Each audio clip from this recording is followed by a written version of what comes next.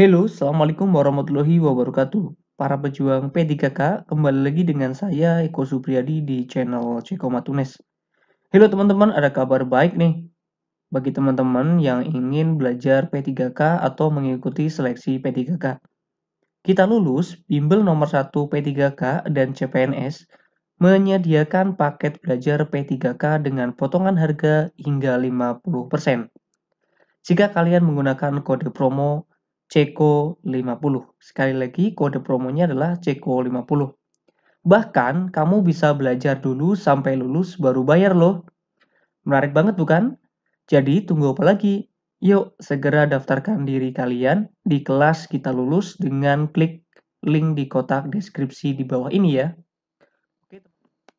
Kegiatan pembelajaran yang melibatkan secara maksimal seluruh kemampuan peserta didik untuk mencari dan menyelidiki sesuatu secara sistematis kritis dan logis sehingga mereka dapat merumuskan sendiri temuannya.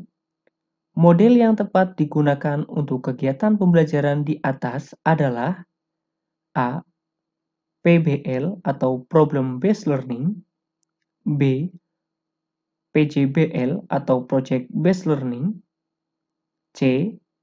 Integrated Learning, D. DL atau Discovery Learning, E. Inquiry Learning. Menurut teman-teman, jawaban yang tepat untuk soal ini adalah yang mana teman-teman? Ya, jawaban yang tepat adalah yang D.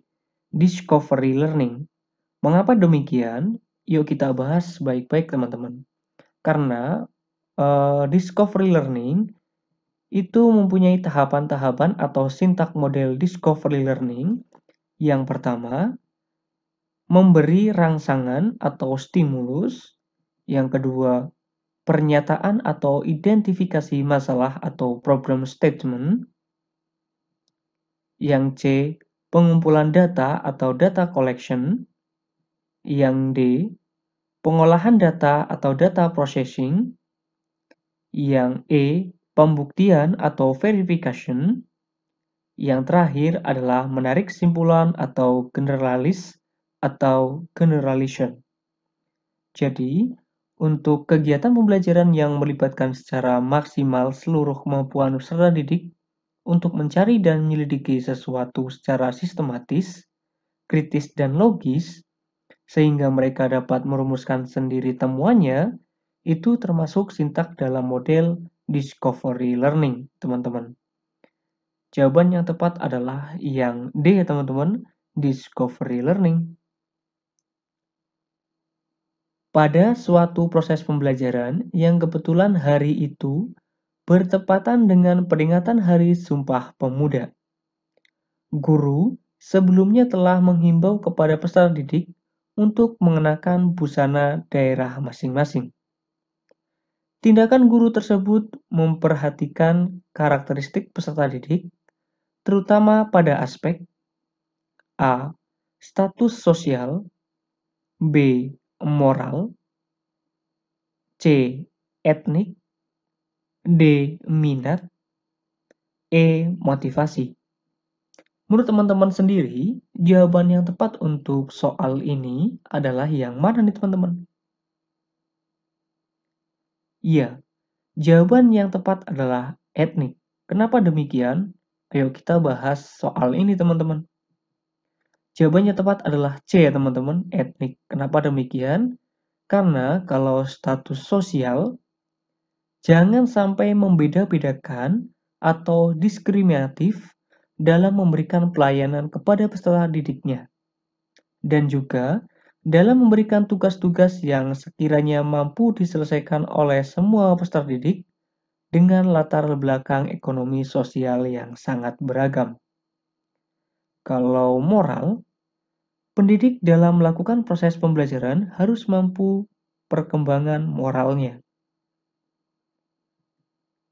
Kalau etnik, menggunakan bahasa yang dapat dimengerti oleh semua peserta didik, memberikan contoh-contoh yang memperjelas tema yang sedang dibahasnya, juga contoh yang dapat dimengerti dan dipahami oleh semua siswa. Jadi jawabannya tepat adalah yang etnik. Pada soal ini, yaitu guru menyampaikan atau menghimbau kepada peserta didik untuk mengenakan busana daerah masing-masing. Yaitu pas ya dengan etnik, yaitu menggunakan bahasa yang dapat dimengerti oleh semua peserta didiknya, memberikan contoh-contoh untuk memperjelas tema yang sedang dibahasnya, juga contoh yang dapat dimengerti dan dipahami oleh semua siswa. Jadi jawabannya tepat adalah yang etnik ya teman-teman. Lanjut teman-teman. Menurut teori Brunner, apabila seorang memahami objek-objek atau dunianya melalui gambar-gambar atau visualisasi verbal, dengan kata lain, peserta didik belajar melalui bentuk perumpamaan atau perbandingan. Hal ini merupakan tahapan dari A. Konflik, B. Intuitif, C. Ikonik, E. Enaktif, E. Simbolik. Menurut teman-teman, jawaban yang tepat untuk soal ini apa ya teman-teman? Iya, jawaban yang tepat adalah yang ikonik. Kenapa demikian? Yuk kita bahas nih teman-teman. Jawaban yang tepat adalah yang C nih teman-teman, ikonik. Pada tahap enaktif nih, kita bahas yang enaktif dulu. Di tahap ini, akan terlibat secara langsung dalam sebuah pembelajaran di mana pengetahuan dipelajari secara aktif oleh anak sendiri dengan menggunakan benda-benda konkret atau menjumpai situasi yang nyata. Artinya, anak dapat memegang, melihat, menggerakkan, dan merasakan benda-benda yang konkret atau nyata tersebut. Nah, kalau tahap ikonik, di mana tahap ini anak tidak lagi melihat suatu benda yang konkret, melainkan dalam wujud gambar atau ikon-ikon lainnya, di mana anak sudah mampu memanipulasi dengan menggunakan gambaran dari suatu objeknya.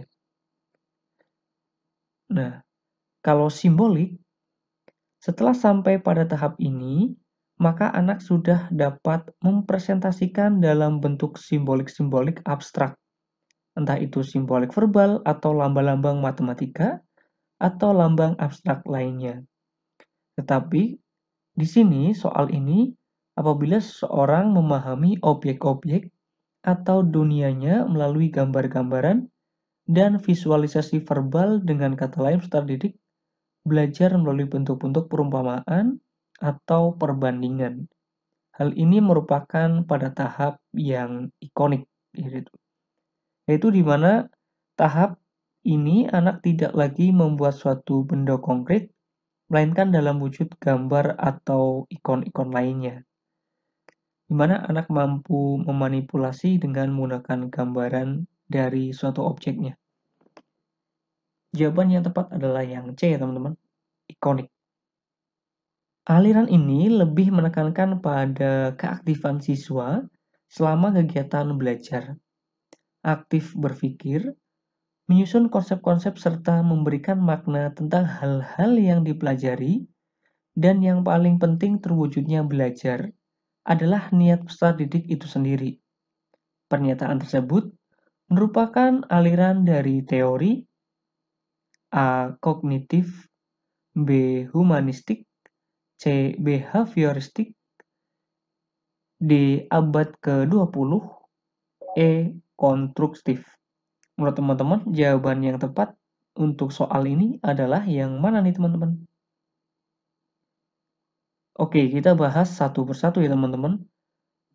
Kalau kognitif, di mana memahami tahap-tahap perkembangan peserta didik dan menggunakan metode pembelajaran sesuai dengan tahap tersebut. Kalau humanistik, menonjolkan kebebasan setiap individu peserta didik memahami materi pembelajaran untuk memperoleh pengetahuan baru dengan caranya sendiri, aktualisasi, dan mengekspresikan diri selama proses pembelajaran.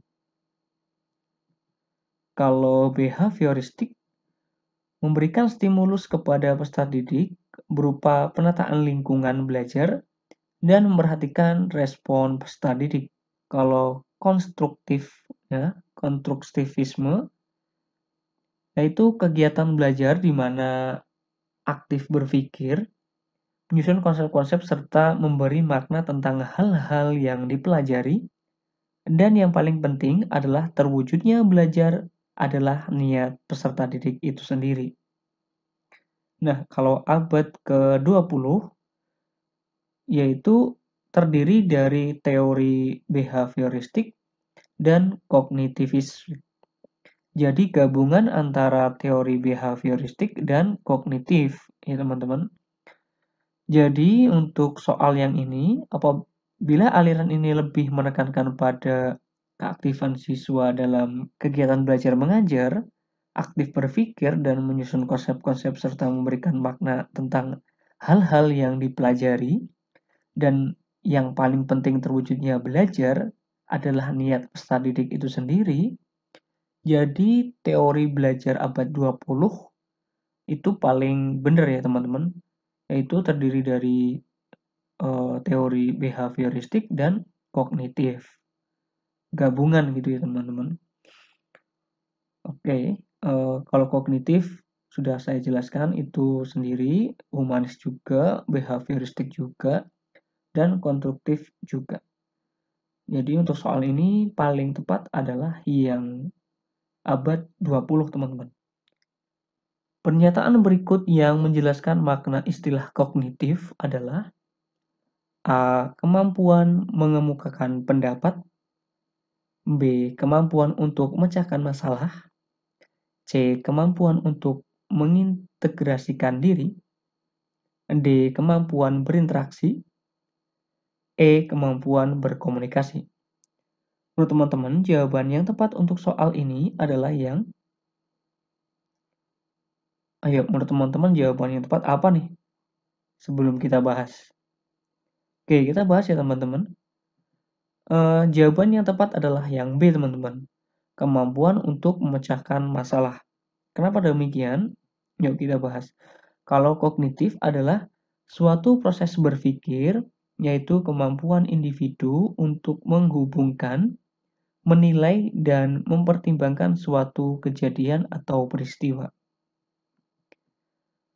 Taksonomi Bloom mengingat, memahami, menerapkan, menganalisis, atau mengevaluasi dan mencipta nih teman-teman.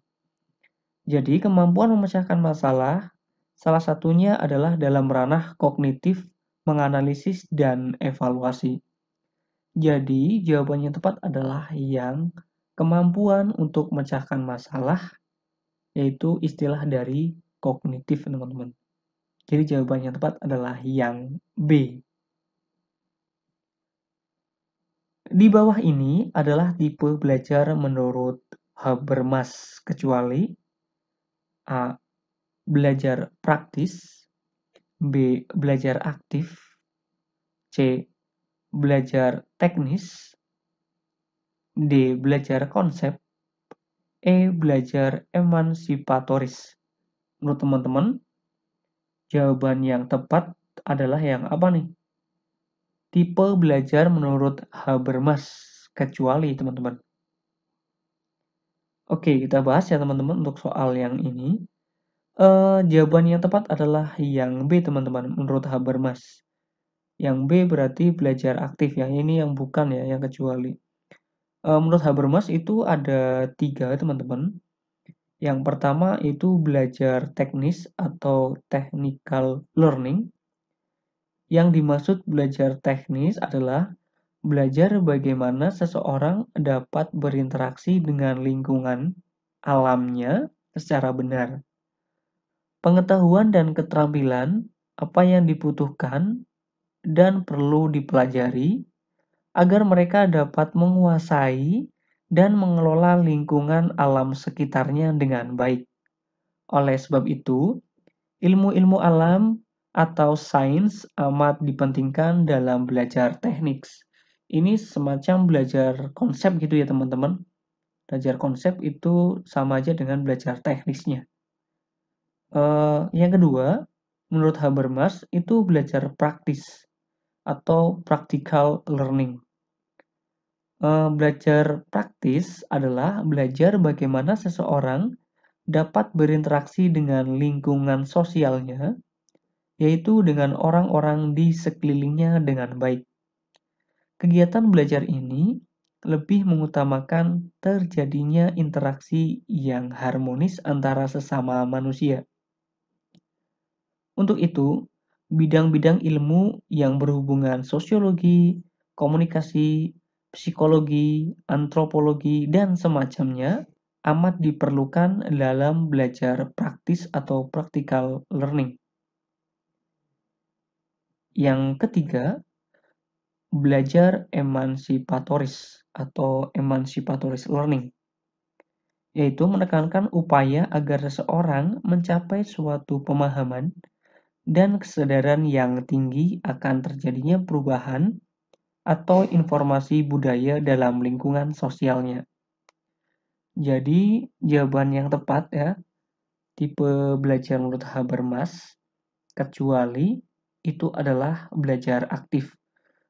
Kenapa kok konsep ikut di dalam belajar menurut Habermas? Karena konsep itu ada di belajar teknis ya teman-teman.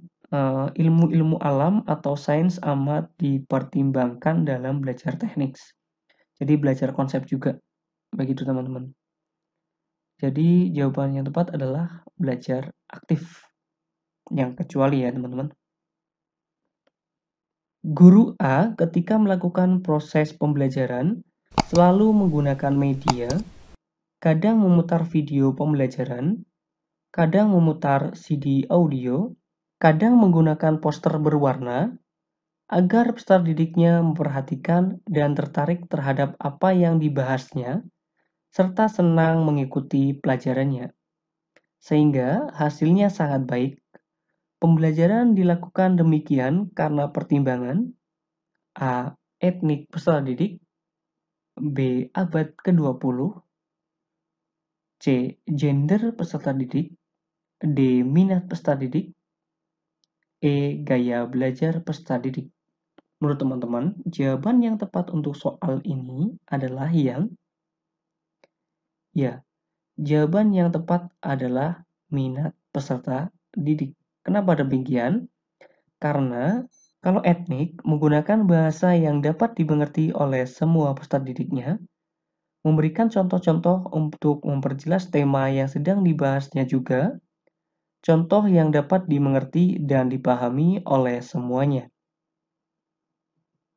Kalau gender, yaitu memberikan pelayanan pendidikan yang memperhatikan perbedaan jenis kelaminnya antara laki-laki dan perempuan. Kalau minat, yaitu membuat siswa tertarik pada pembelajaran, menyajikan pembelajaran yang menyenangkan. Kalau gaya belajar, yaitu memfasilitasi berbagai kecenderungan gaya belajar audio, visual, kinestetik, atau memudahkan belajar misalnya audio dengan verbal atau CD audio, misalnya dengan kertas berwarna, kinestetik misalnya berkunjung ke museum. Tapi di sini guru A ketika melakukan proses pembelajaran selalu menggunakan media, kadang memutarkan video pembelajaran, kadang juga memutarkan CD audio, kadang menggunakan poster berwarna agar peserta didiknya memperhatikan dan tertarik terhadap apa yang dibahasnya. Ditekankan di sini ya, agar peserta didiknya memperhatikan dan tertarik terhadap apa yang dibahasnya. Jadi, jawaban yang tepat adalah minat peserta didiknya. Agar membuat siswa tertarik dalam pembelajaran dan menyajikan pembelajaran yang menyenangkan. Jadi, jawaban yang tepat adalah yang gede teman-teman. Minat peserta didik. Peserta didik dalam suatu kelas, gaya belajarnya beragam, ada yang visual, auditori, dan kinestetik. Namun, kegiatan pembelajaran selama ini masih banyak yang konvensional klasikal. Agar dapat memenuhi ketiga gaya belajar tersebut, guru perlu A. Menggunakan program audio down modul, B. Menggunakan media komik pembelajaran dan buku paket. C. Menggunakan metode ceramah, diskusi, dan tanya jawab. D. Menggunakan media audio, video, dan percobaan. E. Menggunakan modul dan PowerPoint. Menurut teman-teman, jawaban yang tepat untuk soal ini adalah yang apa nih teman-teman? Ya, peserta didik dalam suatu kelas gaya belajarnya beragam ya teman-teman. Ada yang visual, auditori, dan kinestetik.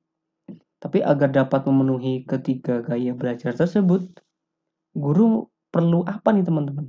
A, B, C, D, E. Untuk teman-teman jawaban yang tepat yang mana nih? Yuk kita bahas teman-teman. Untuk menggunakan program audio dan modul itu kan masih audio dan visual gitu ya.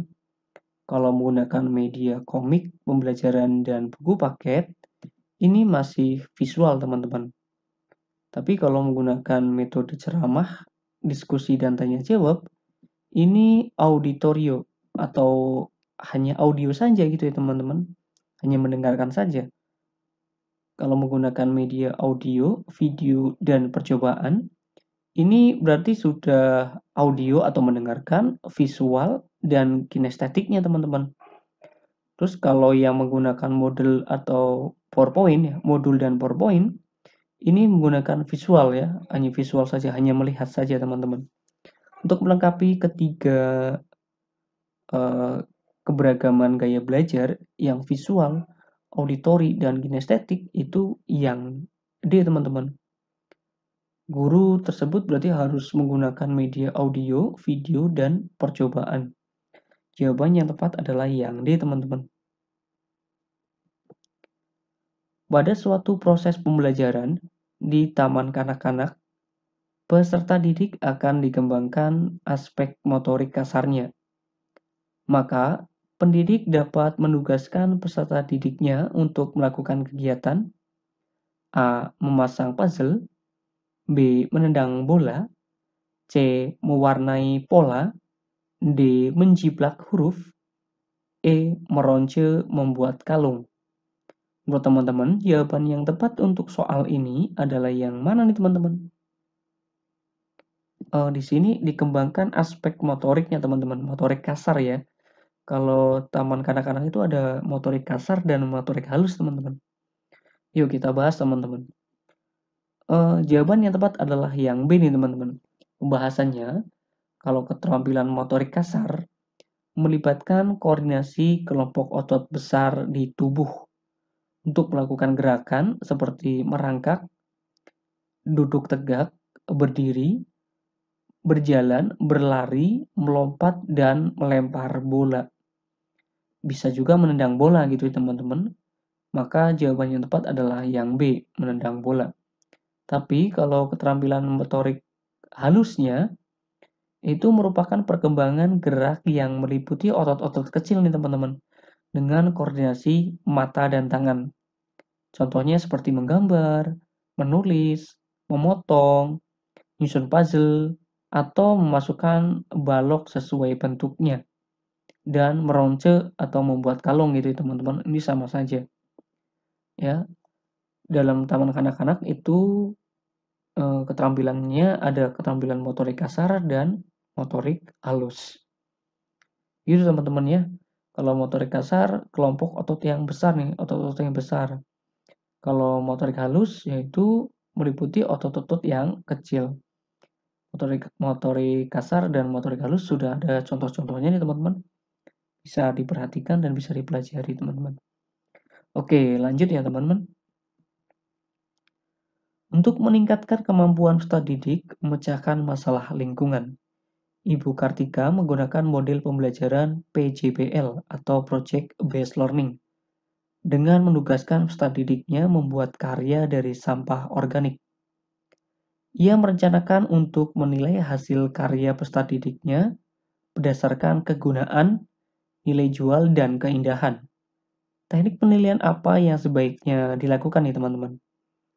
A. Tes lisan, B. Observasi, C. Penilaian produk, D. Portofolio. E. Penilaian praktik. Menurut teman-teman sendiri nih, jawaban yang tepat untuk soal ini adalah yang mana teman-teman? Oke, kita bahas satu persatu ya teman-teman. Kalau tes lisan itu penilaian pengetahuan nih teman-teman. Kalau observasi itu penilaian sikap. Kalau penilaian produk itu penilaian keterampilan, ya sama aja dengan produknya.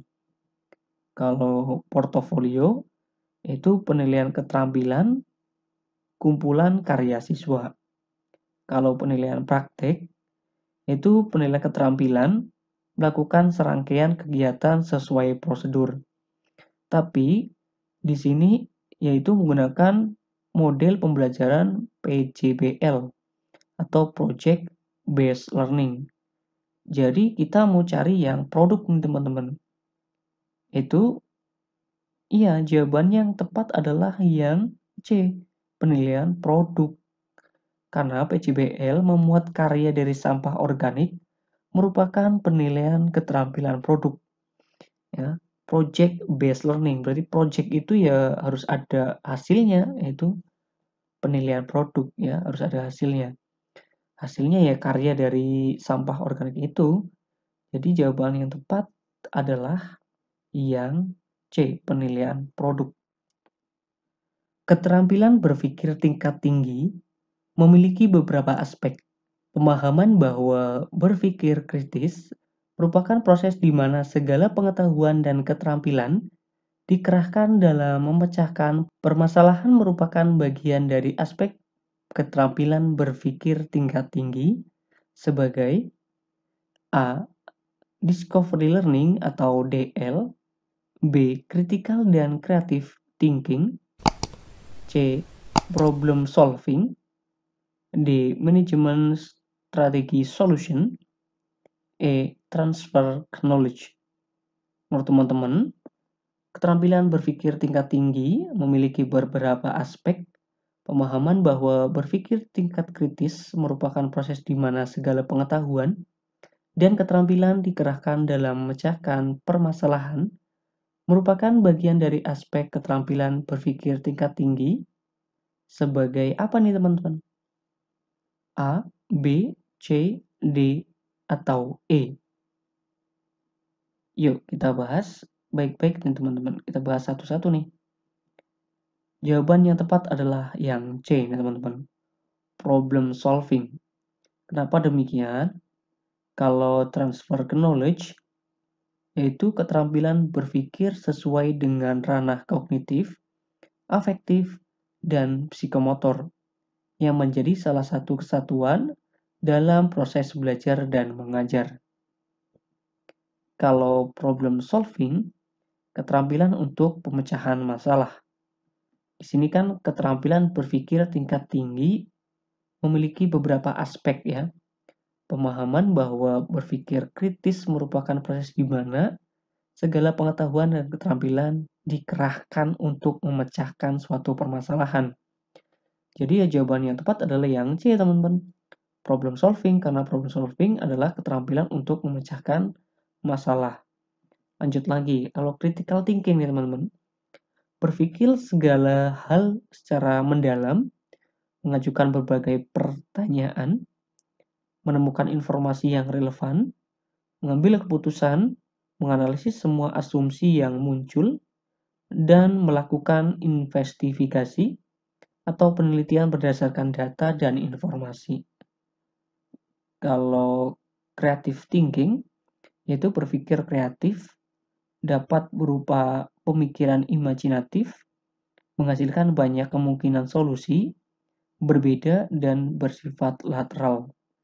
Di sini ya teman-teman dipahami adalah pemahaman bahwa berpikir kritis merupakan proses di mana segala pengetahuan dan keterampilan dikerahkan dalam memecahkan permasalahan. Merupakan dari bagian aspek keterampilan berpikir tingkat tinggi yaitu mengacu ke problem solving. Karena problem solving itu sendiri adalah keterampilan untuk memecahkan masalah. Jawaban yang tepat adalah yang C ya, teman-teman. Oke, lanjut teman-teman. Teori belajar yang mengutamakan perubahan tingkah laku pada individu yang belajar dengan mengutamakan hubungan stimulus dan respon merupakan teori belajar. A. Humanistik, B. Kognitif, C. Behavioristik, D. Konstruktif, E. Rekonstruktif. Menurut teman-teman, jawaban yang tepat adalah yang kalau humanis menunjukkan kebebasan setiap individu peserta didik memahami materi pembelajaran untuk meroleh pengetahuan baru dengan caranya sendiri, aktualisasi, dan mengekspresikan diri selama proses pembelajaran. Kalau kognitif, di mana memahami tahapan-tahapan perkembangan peserta didik dan menggunakan metode pembelajaran sesuai dengan tahap tersebut. Kalau behavioristik, memberikan stimulus kepada peserta didik berupa penataan lingkungan belajar dan memperhatikan respon peserta didik. Kalau konstruktif, kegiatan belajar di mana aktif berpikir, menyusun konsep-konsep, serta memberikan makna tentang hal-hal yang dipelajari, dan yang paling terpenting adalah terwujudnya belajar dan niat peserta didik itu sendiri. Jadi teori belajar yang mengutamakan perubahan tingkah laku pada individu yang belajar dengan menggunakan hubungan stimulus dan respon merupakan teori belajar yang mana, teman-teman? Oke, teman-teman, di sini disajikan suatu gambar ya, dan pertanyaan yang cocok dari gambar tersebut apa nih, teman-teman? Ini menggali suatu informasi untuk peserta didiknya dan mengajukan pertanyaan. Nah, pertanyaan yang cocok dari gambar tersebut adalah A. Mengapa manusia menyukai hobi tersebut? B. Jelaskan fungsi alat transportasi air. C. Sebutkan dua contoh alat transportasi air. D. Kapan alat transportasi tersebut digunakan? E. Jelaskan manfaat alat transportasi air. Nah, menurut teman-teman, jawaban yang tepat apa nih untuk peserta didiknya untuk menggali informasi tersebut dari gambar ini ya, teman-teman? Menurut teman-teman, jawaban yang tepat adalah yang apa nih? Oke, kita bahas ya. Untuk mengapa manusia menyukai hobi tersebut, ini ranahnya udah menganalisis alasan ya, C4 ini. Udah C4. Kalau jelaskan fungsi alat transportasi air, ini memahami atau C2. Kalau yang C, sebutkan dua contoh alat transportasi, ini ranahnya masih mengingat atau C1. Kapan alat transportasi tersebut digunakan, ini mengingat ya, C1 juga. Kalau jelaskan manfaat alat transportasi air, ini memahami atau C2. Jadi yang tepat itu mengapa manusia menyukai hobi tersebut. Ya. Tahapannya ini udah menganalisis atau C4. Jadi yang tepat adalah yang A. Mengapa manusia menyukai hobi tersebut? Pak Reno sedang melaksanakan proses pembelajaran di mana siswa disuruh mengolah buah segar untuk dijadikan minuman. Model pembelajaran yang diterapkan oleh Pak Reno adalah A. Problem-based learning, B. Project-based learning, C. Contextual teaching and learning, D. Inquiry learning, E. Cooperative learning. Menurut teman-teman, jawaban yang tepat untuk soal ini adalah ya. Jawaban yang tepat adalah contextual teaching and learning. Kenapa demikian? Inilah pembahasannya. Untuk problem-based learning atau pembelajaran berbasis masalah. Kalau PJBL atau project-based learning, tugas proyek dan bimbingan terencana. Kalau contextual teaching and learning adalah pembelajaran yang diarahkan ke masalah nyata. Inquiry learning menemukan konsep sendiri. Kalau cooperative learning adalah kerja sama kelompok. Di sini Pak Reno melaksanakan proses pembelajaran di mana siswa disuruh mengolah buah segar untuk dijadikan minuman. Ini adalah pembelajaran yang diarahkan ke masalah nyata, yaitu contextual teaching and learning. Dalam pembelajaran konstruktisme, lebih menekankan pada pengembangan strategi berpikir siswa. Untuk itu, evaluasi yang paling tepat digunakan adalah evaluasi yang mengukur hal-hal berikut kecuali A. Pengetahuan saja, B. Pengetahuan dan kinerja, C. Sikap dan kinerja, D. Sikap, pengetahuan, dan kinerja, E. Sikap dan pengetahuan. Menurut teman-teman, jawaban yang tepat untuk soal ini adalah iya. Jawaban yang tepat adalah yang A. Pengetahuan saja. Penjelasannya, karena bukan aspek pengetahuan saja yang perlu dievaluasi, melainkan juga kinerja dan sikap. Ini yang kecuali ya. Berarti jawaban yang tepat adalah yang A ya, pengetahuan saja. Karena bukan aspek pengetahuan saja yang diperlukan dievaluasi, melainkan juga kinerja dan sikapnya.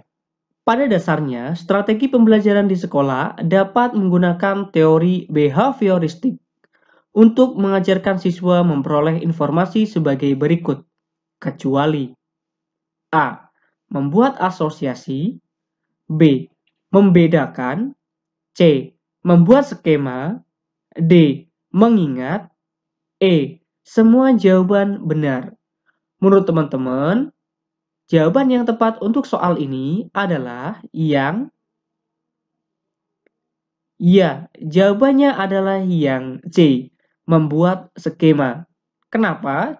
Karena tujuan penggunaan teori behavioristik dalam strategi pembelajaran adalah bukan membuat skema.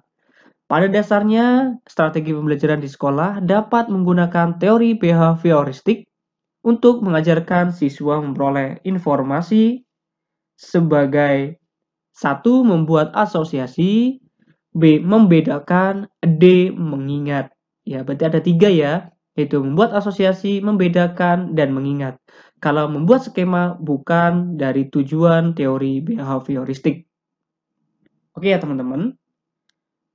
Soal berikutnya ya teman-teman. Perspektif kognitivisme berpendapat bahwa perilaku siswa ditentukan oleh persepsi siswa itu sendiri yang dipengaruhi oleh A. Pengalaman, B. Lingkungannya, C. Berbagai penguatan, D. Cara belajarnya, E. Cara asuh orang tuanya. Menurut teman-teman, jawaban yang tepat untuk soal ini adalah yang iya. Jawaban yang tepat adalah yang A. Pengalaman. Karena perilaku siswa bukan merupakan fungsi sesuatu sebagai ganjaran, tetapi lebih ditentukan oleh persepsi siswa yang dipengaruhi pengalaman dan apa yang dianggap berharga, yaitu adalah perspektif kognitivisme berpendapat bahwa perilaku siswa ditentukan oleh persepsi siswa itu sendiri yang dipengaruhi oleh pengalamannya ya. Oke teman-teman, mungkin itu dulu dari saya. Lanjutan di part 2-nya ya teman-teman.